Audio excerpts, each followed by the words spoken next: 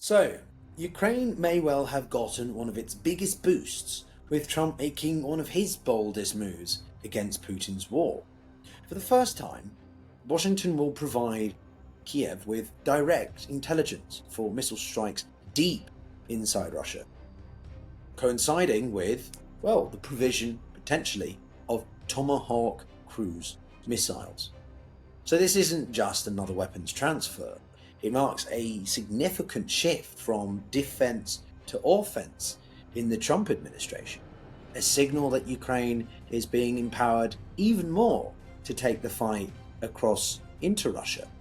And while Moscow claims it's not that worried, Kremlin officials are warning of very clear red lines, nuclear escalations yet again, and even a new arms race. So in this video, I wanted to break down what's really going on, understand the relationship of these two recent new developments, why Trump is doing this now, what it really means for Ukraine, and what could happen next when the Tomahawks potentially arrive. This is the Global Gambit. How's it going, everyone? Welcome back to the channel, where we're returning to the war in Ukraine, but this time from the military angle. Because what we're seeing is a seemingly major shift from the Trump administration. That revelationary truth post from Trump himself, but also the conversation Zelensky had with Trump at the sidelines of the UN General Assembly in late September. Moving to give, basically at this point, Ukraine even more tools, offensive capabilities, not merely defensive interceptions, to strike at the heart of Putin's war machine. But before we continue, what do you think? Does sending Ukraine Tomahawks potentially end the war faster? Risk pulling NATO in directly, as we've discussed in previous videos? Or bring out the genuine Russia red lines that we always hear about? I think I know what the answer is, but what do you think about those questions? Let me know, as it can split opinion. So, what's actually just happened? Well, according to US officials, Trump has signed off on a plan to provide Ukraine with intelligence for long-range missile strikes targeting Russia's entire energy infrastructure, refineries, pipelines, power stations, the economic lifelines of Putin's war machine. And as I made very clear in a previous video, one you should definitely watch, how this is a deeper systemic issue. It's not just about Ukraine strikes, but that we're seeing a collective aggregate demise of the Russian oil industry. Now, with that in mind, this is the first time that the US has committed to helping Ukraine strike inside Russia. Previously, Washington supported more defensive systems and limited strikes in occupied territories, but long-range targeting was largely off the table, especially under the Biden administration. And it doesn't stop there, though. The administration is considering sending Tomahawks and Barracudas, missiles with ranges of around 500 miles, and in the case of the Tomahawk, up to 1,500. Now, that would put virtually all of Russia's western key infrastructure within reach. Zelensky has been pressing for this for months, and last week, as I said, at the UN, he personally asked Trump for the Tomahawks, and, well, it looks like that request may well follow through. Now, before getting into why this matters, it's worth considering what Tomahawks are if you're not familiar. They are long-range subsonic cruise missiles that were first deployed by the US Navy in the 70s. They can be launched from ships, submarines, or adapted ground launches. They're very versatile and exactly what Ukraine might need. Modern variants fly low to the ground to evade radar, navigate using GPS and terrain matching, and hit targets with extraordinary precision. You can deeply seen them used across multiple different military fronts and battlefields, depending on the model. So why does this matter now? Well, Trump's shift comes after his attempts to broker peace, or at least initiate peace talks with Putin, have led nowhere. Of course, did we really expect them to? His earlier strategy of trying to offer economic incentives to Moscow in exchange for a ceasefire, they just simply went nowhere, and Putin feels that he could continue to string Trump along. Now he seems to have completely flipped from reluctant mediator to active enabler. Intelligence sharing and these potential Tomahawks suggest that Trump has concluded, publicly at least, that Ukraine can only win by striking inside Russia for itself. And it's also a message to Putin. If you won't deal, well, then we'll bleed your war economy dry instead. We tried nice cop, now we got bad cop. Plus, two things make them important: accuracy and reach. They are designed to destroy hardened targets like runways, bunkers, or refineries. And, well, it means that Russia can no longer hide behind the front lines. These aren't just tactical weapons, they are tools that can change the geography of the war and really put Russia at risk. Well, more than we've seen with the use of drones. It will really upscale Ukraine's ability to target airfields and aerial assets. Then it comes to the infamous Russian red lines. Officially, Moscow says Tomahawks won't change much. Dmitry Peskov, spokesperson of the Kremlin, has insisted that the weapons aren't really a game changer, but he immediately raised sharper questions. Who is launching these missiles? Ukrainians or Americans? Who is assigning targets? And that point does matter, because for Russia, the difference between Ukrainians firing US missiles and Americans providing targeting data is enormous.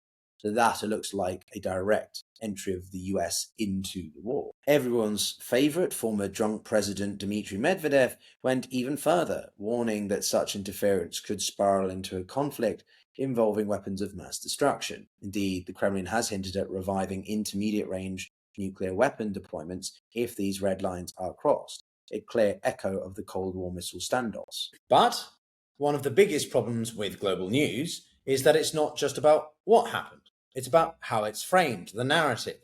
Two outlets can cover the same event and leave you with completely different impressions. And if you're only reading from one perspective, then you miss half the story. Take Ukraine right now. President Zelensky has reiterated again that the current front lines should be the baseline for any future negotiations with Russia. And depending upon where you look, that single statement gets spun in completely different directions. On the one hand, in Western outlets, you'll see headlines framing it as Ukraine holding firm.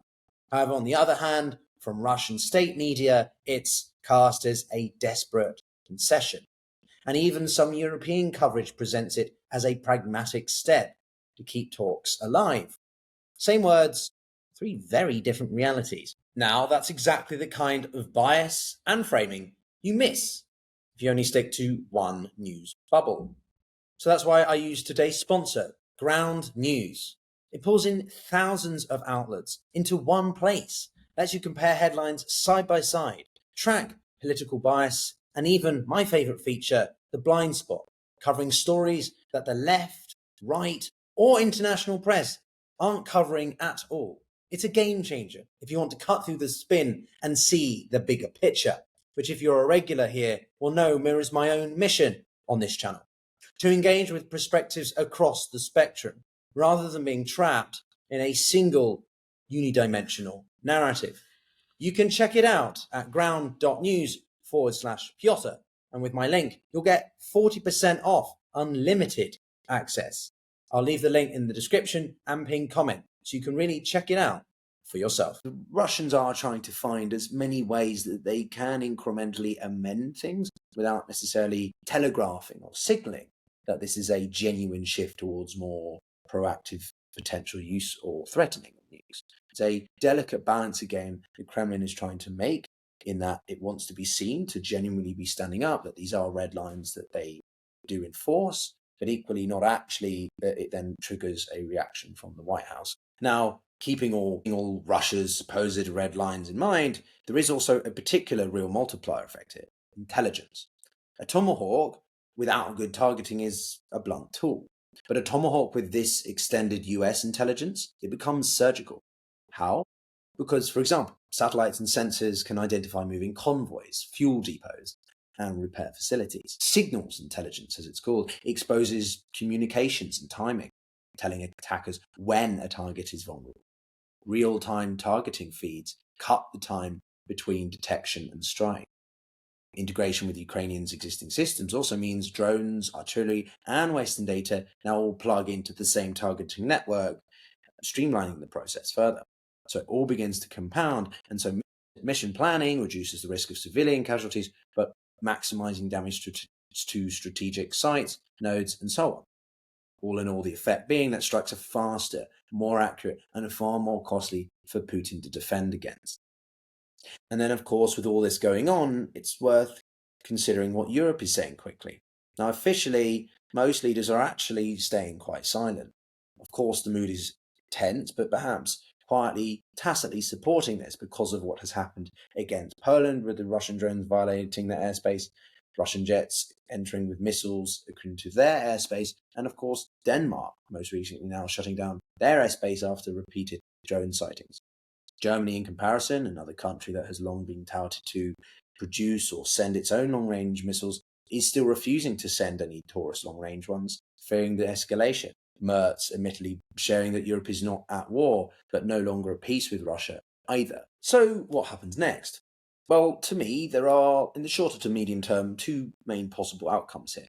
Firstly, that the Tomahawks and intelligence basically arrive together, which, if that were to occur, that would have significant impacts on the momentum and direction of the war, because it shifts from Putin attacking Ukraine to defending Russia, to having to prioritize the defense of Russia, because right now Ukraine is doing quite a lot with, well, quite little, leveraging disproportionately the impact of drones against refineries, against pipelines, command centers being hit hundreds of miles internally away from the front lines. Imagine what happens then if you get assets like Tomahawks. It forces Moscow to divert resources to homeland defense, weakening any frontline pushes. Second, the weapons, well, potentially actually never arrive, but even the threat changes the calculations. Zelensky has hinted that just possessing Tomahawks could pressure Putin into negotiations. We need them, but it doesn't mean we use them, right? You can carry a big stick. It doesn't necessarily mean you have to use it, to paraphrase, I think it was Theodore Roosevelt. And so that's the paradox. The very existence of these missiles may be more powerful as leverage than actually using them. Of course, though, there's danger. Russia's nuclear threats are often bluster, but history shows great power stumble into escalation when prestige is on the line. Vietnam is a case in point here. Restrictions prolonged the conflict, while lifting them created new risks. And so Trump's move could open, well, a whole new phase of war. But I still don't think Putin wants to be the first leader to utilize nuclear weapons, even tactical level ones. And also, what impact would that have on his relationship with countries like China and India, which he needs? And so Trump's gamble is pretty clear here. He's trying to prove that, well, he's tried the peace, and now he'll just try the pressure, the maximum pressure, overwhelming pressure, something that he does with a lot of countries, including Iran, for example. His supporters will see it likely as strength. Critics will see it as simply reckless escalation. For Russia, though, it insists these are red lines, but never actually enacts on them. And so the question is whether this latest move marks effectively the beginning of the end for Russia's war economy and the ability to keep up the momentum on the Russian front lines, if the attention has to be towards defending the country itself, or if it's the beginning of a much more dangerous cycle of escalation fueled by these two effective strongmen's egos. Let me know in the comments what you think, and do consider subscribing if you enjoyed the video, and watch out for more content I have about Russia, about the war in Ukraine, about China, about great power competition. My name is Pyotr Kurzin. I am a mixture of Russian and English, and I've studied across international economics, strategic studies, and international relations about these very issues. I've been in the front lines, in the fields, and working in institutions like the UN and the World Bank. I look forward to seeing you in the next one. Click on this video next to understand more about Russia's current psyche. Take care.